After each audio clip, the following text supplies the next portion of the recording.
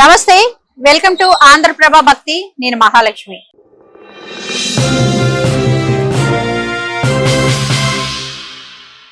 ఈరోజు ఒక special temple కి అయితే వచ్చాము.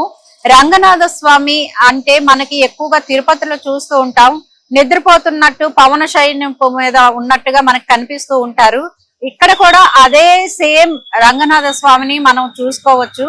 అందులో ఈ ఆలయానికి చాలా చరిత్ర ఉందండి.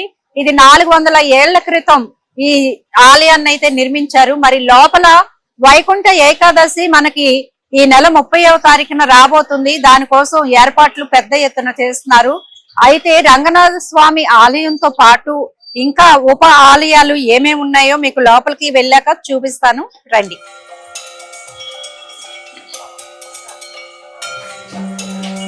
సో అయితే లోపలికి అయితే వచ్చేసాము. ఇక్కడ ఏంటి భారీ ఎత్తున ఏర్పాట్లు అయితే చేస్తున్నారు. అలాగే మనకి ముందుగా ఏ ఆలయానికి వెళ్ళినా ముఖ్యంగా మనం దర్శించుకునేది ధ్వజస్తంభాన్ని. ఎందుకంటే మనం మొక్కిన మొక్కులు ముందుగా ధ్వజస్తంభానికి చెప్పుకుంటే ఆయన వెళ్ళి ఆ ధ్వజుడు అన్న ఆయన స్వామి వారికి విన్నవిస్తారని చెబుతూ ఉంటారు చాలా మంది పండితులు.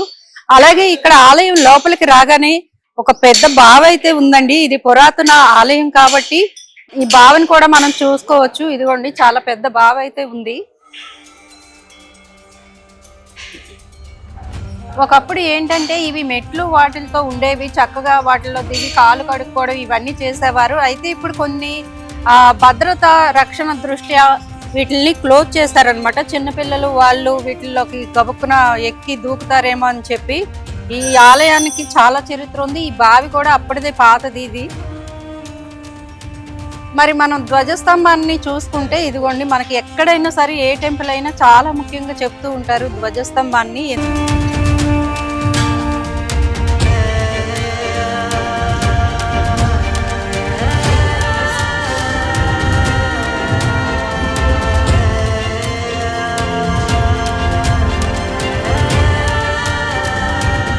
ఎందుకంటే ధ్వజుడే ముందుగా అందరినీ చూస్తాడంట. అంత ఎత్తులో ఉండడానికి కారణం కూడా మనకి ఏంటి అంటే వచ్చే భక్తులు ఏ కోరికలతో వస్తున్నారు అనేది ముందుగా ధ్వజుడు తెలుసుకొని ఆ తర్వాత స్వామి వారికి మధ్యగా ఉంటారు కాబట్టి స్వామివారికి ఆయన చెప్పడం అయితే జరుగుతుంది. ఫలానా భక్తులు వస్తున్నారు, మీకు ఈ కోరికలు కోరుతున్నారని చెప్తూ ఉంటారని మనకి పూజారులు వాళ్ళు చెప్పిన కథలో నేనైతే విన్నాను. సో ఇది అయితే ధ్వజస్తంభం కూడా చాలా ఉంది, చక్కగా ఉంది. మరి ఏంటంటే ఏర్పాట్లు జరుగుతున్నాయి కాబట్టి వైకుంఠ ఏకాదశికి మొత్తం కొంచెం వర్క్లు అయితే నడుస్తున్నాయి. ఇదిగోండి, ఇక్కడ మనకి ఏంటంటే పుష్యమాసం వచ్చేసింది. పుష్యమాసం సందర్భంగా మరి దీపాలు కూడా వెలిగించారు, మనం చూసుకోవచ్చు. ఇక్కడ దీపాలు చాలా చక్కగా వెలుగుతూ ఉన్నాయి, చూసారా? మరి ఎంతో విశిష్టమైన బావిని చూసాం కదండి. మనకి ఇక్కడ ఉప ఆలయాలు చాలానే ఉన్నాయి. అందులో ముఖ్యంగా మనం చెప్పుకోవాలి అంటే ఆంజనేయ స్వామి ఆలయం ఇక్కడ ఉంది. ఈ ఆలయం యొక్క ప్రత్యేకత ఏంటి అంటే స్వామి వారికి మొత్తం గోల్డ్ కోటెడ్తో స్వామివారిని అలంకరించడం అయితే జరిగింది. ఇది కూడా చాలా ప్రసిద్ధి చెందిందండి. అక్కడ మనం పక్కన ఉన్న గదను కూడా చూసుకోవచ్చు. స్వామివారికి గదని కూడా వీళ్ళు సమర్పించారు. దీనికి కూడా ఎంతో చరిత్ర ఉందని చెప్తూ ఉన్నారు ఇక్కడ వారు. ఇక్కడ ఏంటంటే నిత్యం విశిష్టంగా పూజలు జరుగుతూనే ఉంటాయి. అంటే ప్రత్యేక సందర్భాల్లోనే కాకుండా మామూలు రోజుల్లో కూడా భక్తులు నిరంతరం వస్తూనే ఉంటారు. ఇక్కడ స్వామివారిని దర్శించుకుంటూనే ఉంటారు. ఎందుకంటే ఇది చాలా పురాతనమైనది కాబట్టి ఎంతో ప్రత్యేకమైనది. సో ఈ ఆలయం వచ్చేసి మనకి జియాగూడలో ఉందన్నమాట. ఈ ఆలయం చాలా ప్రసిద్ధి చెందిందండి. ఇక్కడ చూసుకుంటే మనకి హైదరాబాద్లో తెలంగాణ వ్యాప్తంగా ఎన్నో ఆలయాలు ఉన్నాయి. ఒక్కొక్క ఆలయానికి ఒక్కొక్క చరిత్ర ఉంది. అట్లాగే ఈ రంగనాథ స్వామి ఆలయం కూడా ఎంతో ప్రాముఖ్యతని సంతరించుకుంది. మరి ఇప్పుడు అసలైన ఆలయం గర్భగుడి వద్దకు మనం వెళ్దాము, స్వామివారిని దర్శించుకుందాం. అలాగే స్వామివారు ఏ రూపంలో ఉన్నారో కూడా మనం చూసేద్దాం.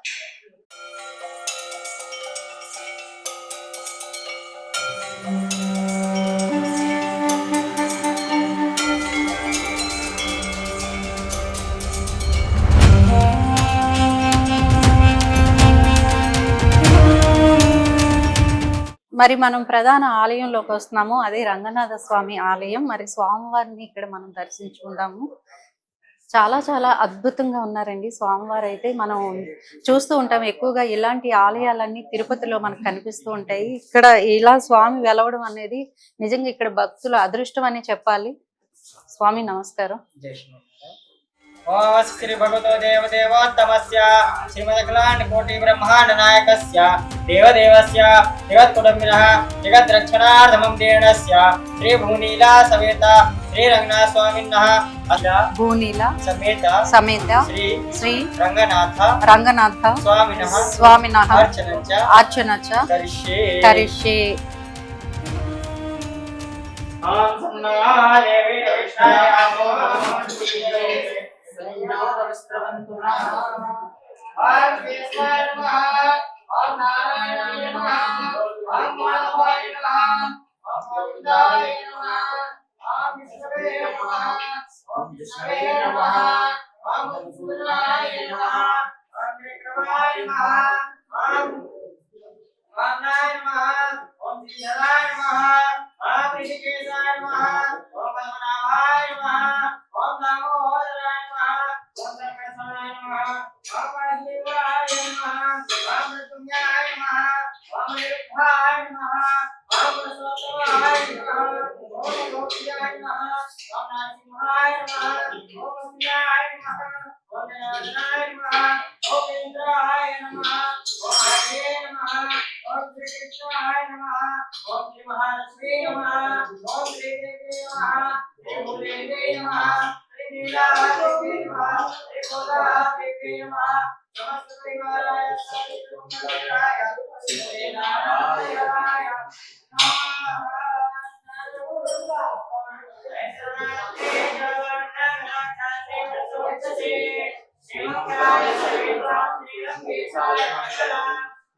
प्रांताय कल्याणाय श्री वेंकटनिवासाय मोक्षाय मंगलम् अष्टोत्तरस्तुति वासनावासुतोषे श्री हरिनाथाय वरदाय मंगलम् कमलास्तुति यथादेवाय समस्तुताय मंगलम् ज्येष्ठवानिका बंधकंद बंधुर्दिशवे विष्णु चित्तनोजाय गोदाय मंगलम् मंगलाशासनपरे सदाचार्य पुरोगमे सर्वेश पूर्वे आचार्ये सत्कृतायास्तु मंगलम् गोविंद गोविंद। ओम तद्विष्णु परमं पदागं सदा पश्यन्ति सूर्यः दिवेव चक्षुरादतं तद्विप्रासो बाणवो जागरे मांसस्समिन्धते विष्णुर्यत्परमं पदं మనతో పాటు భక్తులు ఉన్నారు. మరి వారు ఎక్కడి నుంచి వచ్చారు, ఈ ఆలయానికి రావడం ఎన్నోసారి, అసలు ఈ ఆలయం యొక్క విశిష్టత ఏంటో వారి మాటల్లో తెలుసుకుందాం. నమస్తే అమ్మ, మీ పేరు? నమస్తే అండి, నా పేరు శశికళ. నేను సఫిల్గూడ నుంచి వచ్చాను. ఇక్కడ జియాగూడలో రంగనాథ స్వామి టెంపుల్ చాలా ఫేమస్. వైకుంఠ ఏకాదశి చాలా వైభవంగా జరుగుతుంది అని చూడడానికి మొదటిసారి వచ్చాను. ఇక్కడ అంతా మనకి రెనోవేషన్ ఇవన్నీ జరుగుతున్నాయి. ఇక్కడ చాలా గ్రాండ్ గా ఉంటుంది అని ఇప్పుడే ఫస్ట్ టైం వచ్చాను. నెక్స్ట్ వైకుంఠ ఏకాదశికి కూడా వద్దామని అనుకుంటున్నాను. ఈ మాసంలో, ఈ ధనుర్మాసంలో రంగనాథ స్వామిని పూజిస్తే చాలా పుణ్యం అని మేము ఎంతో ఇదిగా వచ్చాము, ఎంతో భక్తితో. నాతో పాటు మా సిస్టర్స్ కూడా ఉన్నారు. తను ఆల్రెడీ వచ్చింది మా సిస్టర్. నేను కూడా పోయిన సంవత్సరం వైకుంఠ ఏకాదశి రోజు వచ్చానండి. చాలా రిష్ ఉండే, తిరుపతి చూసినట్టుగా అనిపించింది నాకు. అందుకని ఈ రోజు ధనుర్మాసంలో రావాలి, ఇక్కడ దర్శనం చేసుకోవాలని చాలా కోరికతో వచ్చాం మేమందరం, మా అక్క చెల్లెళ్ళం అందరం కలిసి. గుడి చాలా బాగుంది, డెకరేషన్ చాలా బాగా చేస్తారండి. వైకుంఠ ఏకాదశి రోజు అయితే తిరుపతికి వచ్చిన ఫీలింగ్ ఉంటుంది. మేము ప్రకాష్ నగర్ ఉంటామండి, మాకు కూడా తెలియదు. ఫస్ట్ టైము ఇక్కడ జియాగూడల రంగనాథ స్వామి టెంపుల్ ఉంటదంటే వచ్చాను, చాలా బాగుంది. ఇట్లనే మళ్ళీ మళ్ళీ రావాలని ఆ దేవుడు మా కోరికలు నెరవేర్చాలని మొక్కుకుంటున్నాము. చాలా సంతోషంగా. సైనిక్పురి నుంచి వచ్చాము, మా అక్క వాళ్ళు వస్తున్నారని మేము కూడా కలిసి వచ్చాము. చాలా బాగుంది గుడి, మళ్ళీ మళ్ళీ రావాలని అనుకుంటున్నాము. చాలా బాగుంది. మీరేం చెప్తారు? మేము ఇక్కడ రావడం ఫస్ట్ టైం అండి. మేము కూడా మల్కాజ్గిరి నుంచి వచ్చాము. అయితే ఇక్కడ రంగనాథ స్వామి టెంపుల్ చాలా విశిష్టత కలిగిన టెంపుల్ అని చెప్పేసి తెలుసుకొని వచ్చామన్నమాట. కోరిన కోరికలు అన్ని తీరుస్తాడన్న నమ్మకంతో వచ్చాము. ఇది వదిలేయండి. రంగనాథ గుడి చాలా ఫేమస్ గా ఉంది. ప్రతి సంవత్సరం వల్ల వైకుంఠ ఏకాదశి చాలా ఘనంగా జరుపుకుంటారు. ఇక మళ్ళీ ఇక్కడ దర్శనానికి వస్తుంటారు. తండోపతండాలుగా ఇలా వచ్చి దర్శనం చేసుకొని భగవంతుని ఆశీర్వాదం పొందుతారు. ఈ గుడి నేను ఫస్ట్ టైం వచ్చాను, చాలా బాగుంది. ఆర్కిటెక్చర్ కానీ గుడి ప్రాంతం కానీ చాలా బాగుంది, చాలా సంతోషం. ఈ రంగనాథ స్వామి ఆలయం యొక్క చైర్మన్ మనతో పాటు ఉన్నారు, వారితో మాట్లాడదాం. సార్ నమస్తే అండి. నమస్కారం, జై శ్రీమన్నారాయణ. అంటే మనం తిరుపతిలో చూస్తూ ఉంటాము ఎక్కువగా ఇట్లాంటి ఆలయాలు అనేది. ఇక్కడ నిర్మించడానికి ఏంటి అసలు ఒక కథ ఏమైనా ఉందా? స్వామివారు ఏమైనా వచ్చి కల్లోకి వచ్చి చెప్పారా ఎట్లా? ఇది ఈ చారిత్రాత్మకమైన శ్రీ రంగనాథ స్వామి దేవాలయం. దీన్ని మన మూసి అంటే ముచ్చుకుందా నది అంటారు. దాని ఒడ్డున ఉండే ఈ దేవాలయం యొక్క విశిష్టత ఏంటంటే 400 సంవత్సరాల క్రితం ఈ మూల విరాట్టు ఇక్కడ కోనేరు ఉంది. కోనేరులో అప్పుడున్న పీఠాధిపతులంతా వానమామలై జిఎస్ స్వాములంతా ఇక్కడికి వచ్చి ఆశ్రమంలో ఉండేవాళ్ళు. వారికి కనబడి ఒక మూర్తి ఉద్భవించింది. వారు తీసుకొచ్చి ఇక్కడ ప్రతిష్ఠించారు. వారు దీని మాకు మూలపీఠం వానమామలయ్య వారు. అప్పటి నుంచి జిఎస్ స్వాములు వచ్చి ఇక్కడ విడిది చేసేవాళ్ళు. హైదరాబాద్ నగరంలో ఎక్కడున్నా వచ్చి ఇక్కడ ఉండేవాళ్ళు. అప్పటి నుంచి అది జియర్గూడెం, జియర్ స్వామి ఉండదు కాబట్టి జియాగూడ పోయి జియర్గూడెం పోయి జియాగూడ అయింది. ప్రొనౌన్సియేషన్స్ అట్లా చెప్పి జియాగూడెం అయిపోయింది. ఇది 400 సంవత్సరాల దేవాలయం. రంగనాథ స్వామి, శ్రీదేవి, భూదేవి, లక్ష్మీదేవి, ఆంజనేయ స్వామి వీళ్ళందరూ ఇక్కడ వెంచేసి ఉన్నారు.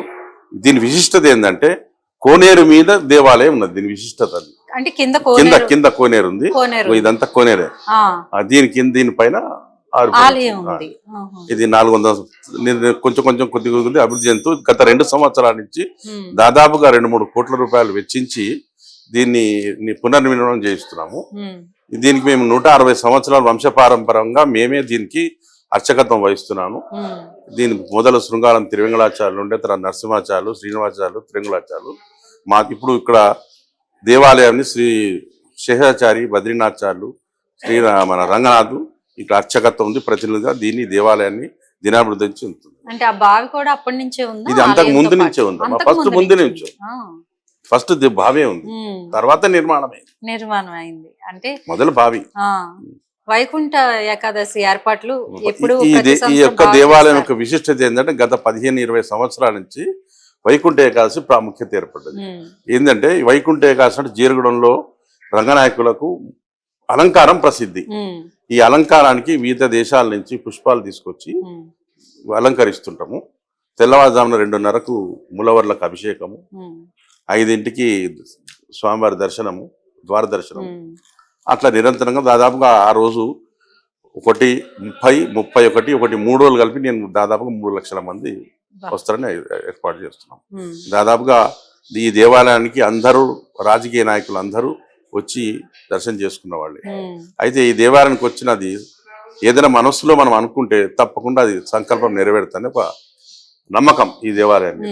అదొక అంటే ఈ ఆలయంలో నేను గమనించింది గోదాదేవి జరుగుతున్నది. మనకి ధనుర్మాసంలో తిరుప్పావై కూడా ఉంటాయి, పాసురాలు అవి కూడా చదువుకుంటారు. తప్పకుండా ఉదయం 4 గంటల నుంచే స్టార్ట్ అవుతామా.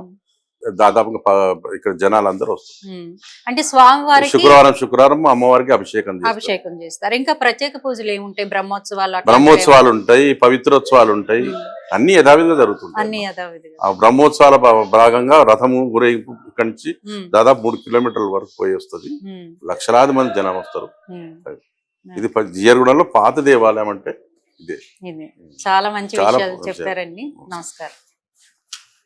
సో అవండి ఆలయం యొక్క విశిష్టత మనకి తెలిసింది కొంతే గాని వారు దగ్గరుండి చేస్తూ ఉన్నారు. మరి ఈ ఏర్పాట్లన్నీ కూడా మనం చూసుకోవచ్చు. ఎంతో ఘనంగా అత్యంత ఏర్పాట్లు చేస్తున్నారు వైకుంఠ ఏకాదశికి. అట్లాగే ఇది ధనుర్మాసం తిరుప్పావై జరుగుతుంది. ముఖ్యంగా గోదాదేవి పాసురాలు అనేవి చాలా ప్రాముఖ్యతని సంతరించుకున్నాయి.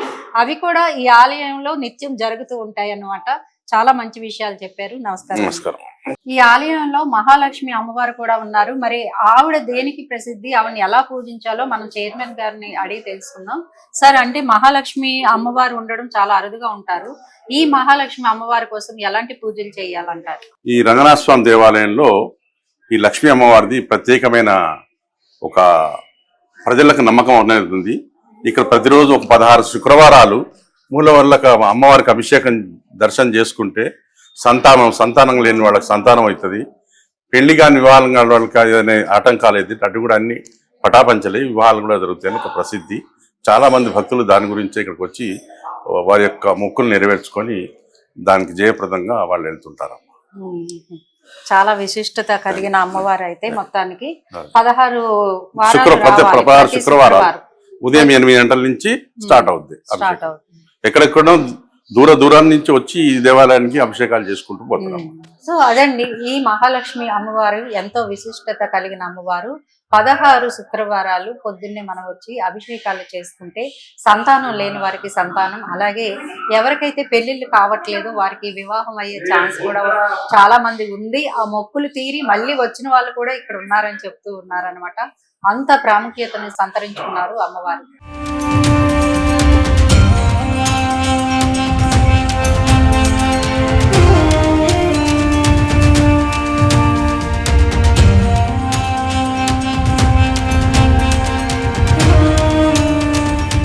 ఇక ఈ ఆలయ నిర్మాణం చూసుకుంటే కోనేరు పైనే ఈ ఆలయం కట్టడం ఒక ఎత్తు అయితే, ఇక్కడ దీని నమూనా ఎట్లా ఉందంటే ఒక రథం పైన ఈ ఆలయాన్ని ఒక రథం లోపల మనకి గర్భగుడిని నిర్మించినట్టుగా తెలుస్తుంది. ఎందుకంటే మనకి ఇటుపక్క అటుపక్క గుర్రాలు అట్లాగే రథానికి సంబంధించిన చక్రాలు కూడా ఉన్నాయి.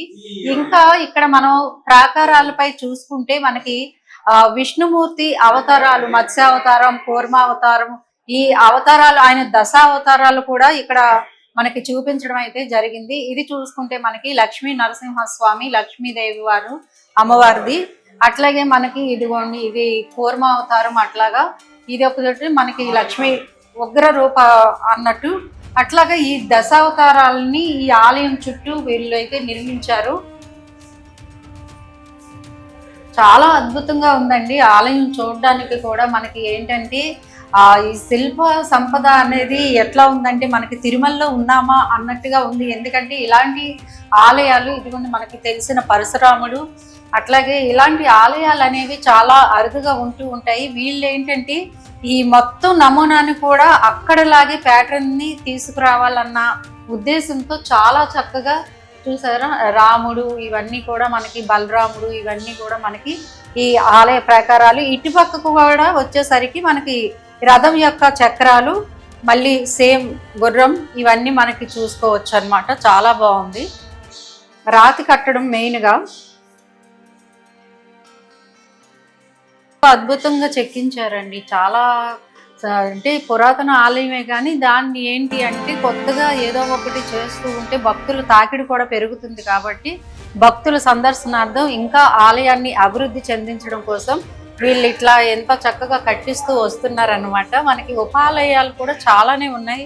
ఇటుపక్క చూసుకుంటే మనకి ఆల్వారు సన్నిధి అని చెప్పేసి ఉంది. ఆల్వార్లే ఎందుకు ఉంటారంటే మనకి ఏంటంటే రంగనాథ స్వామి అనేసరికి ఎక్కువగా మనకి తిరువనంతపురం, తిరుమలై ఇట్లాంటి వీటి చోట ఉంటూ ఉంటాయి. కాబట్టి అక్కడ ఎక్కువగా ఆల్వార్లే మనకి దర్శనం ఇస్తూ ఉంటారు.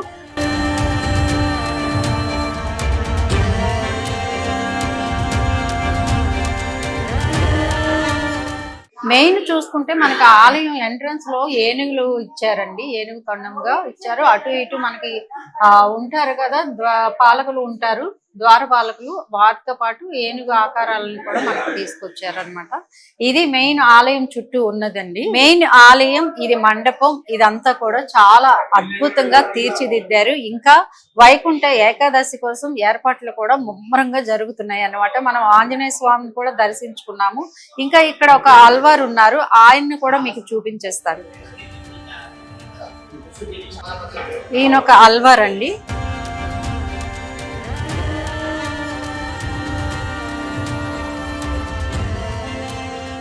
ఇది గరుడ ఆల్వార్ సన్నిధి, స్వామివారికి ఎదురుగా ఉంటారన్నమాట. సో ఈ బాగా అయితే ఆలయం కట్టక ముందు నుంచే ఉందని మనకి చైర్మన్ గారు చెప్పారు. అలాగే ఇక్కడ మనకి పైన ఫ్లోర్ కనిపిస్తుంది కానీ కింద మనకి అంత కోనేరు పైన, ఇక కింద కోనేరు ఉందండి. కింద కోనేరు పైన ఈ ఆలయాన్ని అయితే నిర్మించారని చెప్పారు. ఇక ఆలయ ప్రాంగణం మొత్తం కూడా ఎంతో అద్భుతంగా ఉంది, శంకు చక్ర నామాలతో చాలా చూడముచ్చటగా ఉంది. ఇంకా ఇక్కడ చూసుకుంటే మరి వైకుంఠ ఏకాదశి రోజున 30వ తారీఖున ప్రారంభం అవుతుంది వైకుంఠ ఏకాదశి. అలాగే మహా అభిషేకాలు తెల్లవారుజామున 3 గంటల నుంచే ప్రారంభం అవుతాయి. భోగి రోజు వరకు కూడా ఇవి జరుగుతాయి. అట్లాగే గోదా రంగనాథ స్వామి కళ్యాణోత్సవం జరుగుతుంది రాత్రి 7 గంటలకు 14 భోగిన. మహా అభిషేకాలు, పువ్వుల కైంకర్యాలు, గోదా రంగనాథ స్వామి కళ్యాణోత్సవం ఇవన్నీ కూడా విశిష్టంగా వీళ్ళు చేస్తూ ఉంటారన్నమాట ఆ రోజున. సో మనకి ఇదండి మొత్తానికైతే ఆలయము. ఇంకొక పక్క చూపిస్తాను. అక్కడ ఏంటి అంటే శ్రీరాముడి గురించి చూపించిన పెద్ద పెద్ద శిల్పాలతో మనకి చాలా చక్కగా చెక్కి ఉంచారు. అవి కూడా మీకు చూపిస్తాను. మనకి ఇక్కడ చూసుకుంటే శ్రీరాముడు వివాహమే జరుగుతోంది ఇక్కడ. కాకపోతే ఏంటంటే గోదాదేవి రూపంలో ఉన్నారు సీత అమ్మవారు. మనకి ఇక్కడ చూసుకోవచ్చు అందరూ దేవుళ్ళు, గరుత్మంతుడు, అందరు దేవుళ్ళు ఇక్కడ ఆంజనేయ స్వామితో సహా ఎంతో అద్భుతంగా చెక్కారండి. చాలా చాలా బాగుంది. నాకైతే అక్కడ చూసుకుంటే మండపం కూడా ఏనుగులు ఎంతో ఇదిగా ఉన్నాయి. చాలా అద్భుతంగా అనిపించిందండి ఆలయం, చాలా బాగుంది. ఇంకా పైన ఇది మనకి ఇలాంటి విగ్రహాలు పైన చూసుకుంటే తామరలతో పాటు అక్కడ శ్రీకృష్ణుడిని, చిన్ని కృష్ణుడిని అక్కడ ఒక ఆకులో పెట్టారండి. అది కూడా చాలా చాలా బాగుంది. ఆలయం మొత్తంగా ఏంటంటే చాలా అద్భుతమని చెప్పాలండి, అంత బాగుంది. ఈ ఆకులో వటపత్ర సాయి అంటూ ఉంటాం కదా, ఎంత చక్కగా ఉన్నాడో, చూడముచ్చటగా ఉన్నాడు చిన్ని కృష్ణుడు.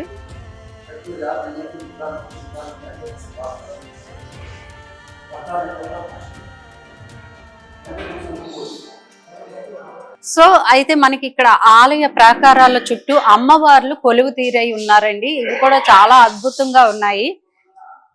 మొత్తానికి ఈ రంగనాథ స్వామి ఆలయం ఒక అద్భుతం. సో అనే ఏంటి మనం మాటల్లో చెప్పలేని అంతటి అనుభూతిని చెందుతూ ఉంటాము. ఈ ఆలయానికి 400 ఏళ్ల చరిత్ర ఉంది కాబట్టి ఎక్కడెక్కడి నుంచో ఇతర రాష్ట్రాల నుంచి కూడా భక్తులు పెద్ద ఎత్తున తరలి వస్తూ ఉంటారు. మరి ఈ నెల 30వ తారీఖున జరిగే ఏకాదశి, వైకుంఠ ఏకాదశికి కూడా భారీ ఎత్తున ఏర్పాట్లు చేస్తున్నారు. అప్పుడైతే భక్తులు లక్షల్లో వస్తారని వీళ్ళు అంచనా వేస్తున్నారు. సో మొత్తానికైతే రంగనాథ స్వామి ఆలయం యొక్క విశేషాలు ఇవ్వండి. ఇలాంటి మంచి మంచి విశేషాలతో మీ ముందుకు వస్తూ ఉంటాము. చూస్తూనే ఉండండి ఆంధ్రప్రభ భక్తి.